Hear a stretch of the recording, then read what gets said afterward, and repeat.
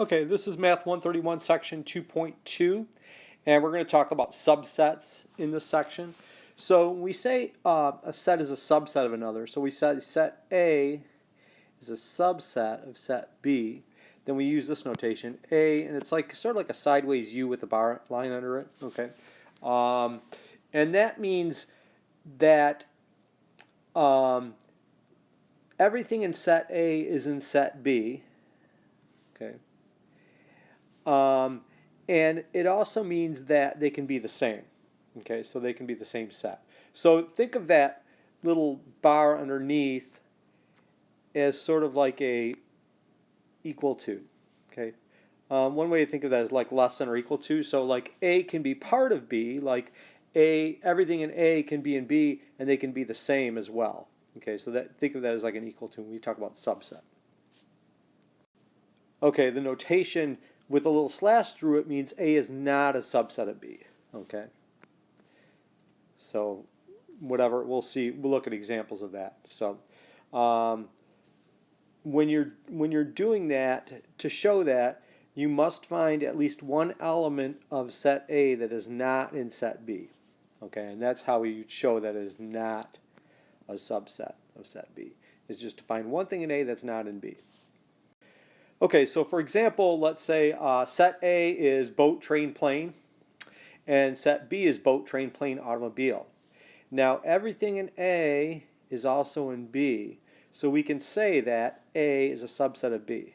Okay. Now let's say that A also included automobile. So let's say we threw in automobile.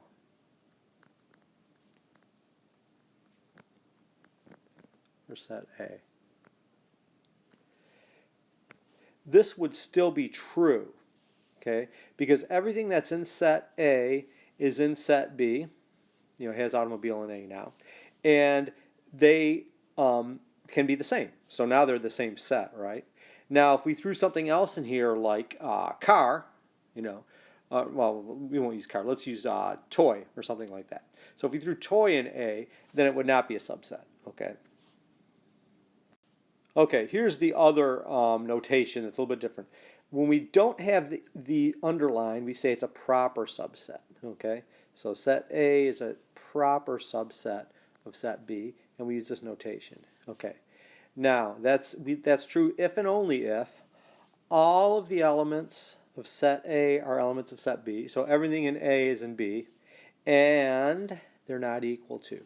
Okay, so what that means is that set B must contain at least one element not in set A. Okay, so if everything in A is in B, then we say A is a proper subset of B, but they can't be the same. Okay, so you see now we don't have that underline. That means they can't be equal to. They can't be the same. Okay, so when we say proper subset, that's what we mean. That it's actually not the whole thing. It's part of B. Okay, so another way to say that is that A is part of B. Okay,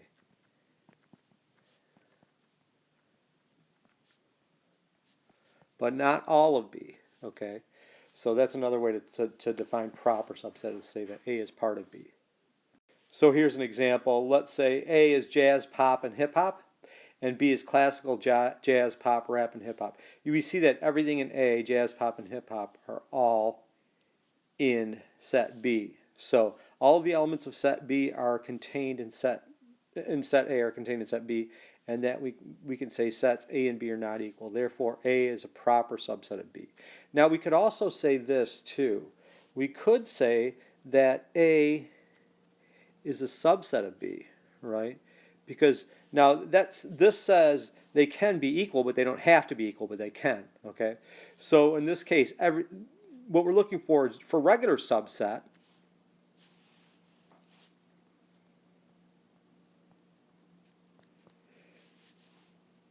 Is just that everything that's in A is in B, and that's true here. Okay, this subset definition says they can be the same. Proper subset says they can't.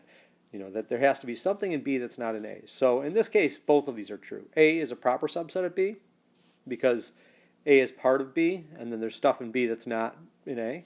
And we can also say subset because everything that's in A is in B. Okay, here's an example where A has A, B, C, D, and notice B has A, B, C, D as well. They're just, the order is switched. Now these sets are equal, right? They have the exact same elements. So we can say that A equals B. Okay. They're also equivalent because they have the same number of elements, but they're equal. They're the same set, just that we have the order switched, and that doesn't change your set. Okay. Set A equals set B. So we cannot say A is a subset, is a proper subset of B because it's not part of B, it's all of B, right? So A is not a proper subset of B, but A is a subset of B, okay? So this is true because notice that underline means they can be equal, okay? This says they can't be equal, okay? When you're trying to say A is a proper subset of B, you don't have that underline, which means they can't be the same. So these are the same. So this is not true.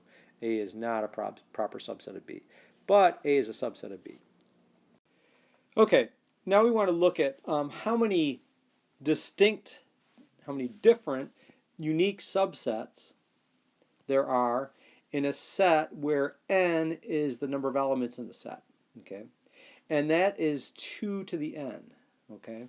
So we can say, for example, if there's 3 elements in our set, then there's 2 to the third distinct subsets. So let's look at an example. Let's do one with 3, okay? So let's say A is 1, 2, 3, and our n is 3 because there's 3 elements in that set, right? So we can say that there's 2 to the 3, 2 to the third, or 8 subsets, distinct subsets. Okay. So let's look at those subsets. Okay. Now remember when we say subset, they can be the same, right? So we could start with the actual set A. Okay. We can start with, then we can do like single ones. So let's do 1. Let's do 2. And let's do 3. Okay. Those are singles. And we can do doubles as well. So with 2 elements, we have 1, 2, 2, 3, and then 1, 3. Now remember how I said there were 8 and we only have 7 here? You can see that we just have 7 there. Here's 1, 2, 3, 4, 5, 6, 7.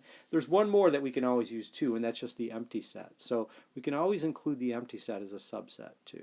Okay. So do you see how we got the 8 subsets there? We can start with the empty set, and then we can do singles, 1, 2, and 3. Pairs, doubles, okay. And these are all subsets of this. And then 1, 2, 3 is a subset. Now, if we were talking about proper subsets, we would not include this one, okay, because they can't be the same. So we can say, if we're looking at our number of distinct proper subsets, we would have 2 to the n minus 1. We only have 7 instead of 8, okay? Okay, so if we're looking at number of distinct proper subsets of a finite set A, okay, and where n is the number of elements in set A, then that's 2 to the n minus 1, okay, instead of 2 to the n. So for our example, we said n equals 3, right? So we had 2 to the 3 minus 1, which was 7. And we can look at those sets that we did on the previous slide, and we would just exclude the 1, 2, 3, okay, the one that's equal to that set. So we're going to have 7 instead of 8. Okay. So when our set is 1, 2, 3 this time, we're talking about proper subsets. Remember, they can't be the same, so I cannot use 1, 2, 3 as my proper subset.